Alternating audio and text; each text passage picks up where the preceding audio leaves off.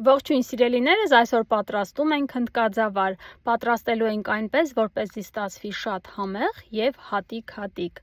Վերցրել եմ 2 բաժակ հնդկաձավար, նախապես մաքրել, ահա ինչպես ցույց տվեցի, այդ բաժակով եմ չափել 2 բաժակը։ Հիմա հոսող ջրի տակ կլվանամ եւ կանցնենք պատրաստելուն։ Իդեպ հենց այդ նույն բաժակով եմ օգտագործելու ջուրն ավելացնելու համար։ Նախապես կաթսան կամ թավան մի լավ տաքացնում ենք, ավելացնում ենք 30 գրամ կարագ,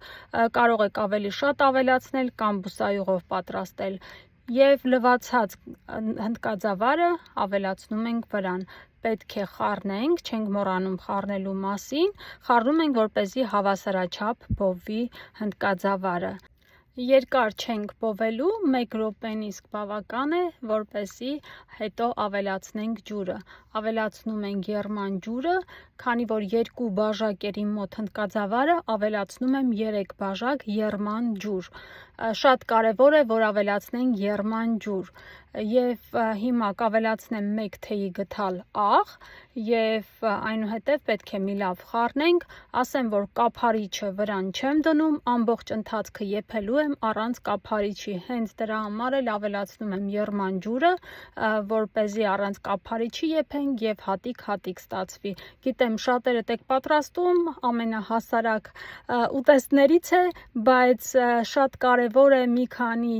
գաղտնիքներ, որպեսզի ավելի լավ ու համեղ ստացվի մեր հնդկաձավարով փլավը։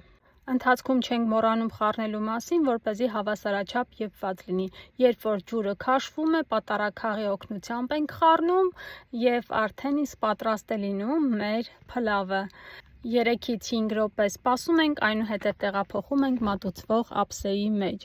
Սիրելիներս, բոլորս էլ պատրաստում ենք, բայց այսօր ցանկացա կիսվել իմ պատրաստման եղանակով։ Շնորհակալություն ձեր բոլոր դիտումների, լայքերի եւ մեկնաբանությունների համար։ Իսկ եթե հավանեցիք տեսանյութը, խնդրում եմ մի մոռացեք սեղմել լայք եւ բաժանորդագրվել ալիքին։ Ցտեսություն, կհանդիպենք նոր եւ համեղ բաղադրատոմսերով։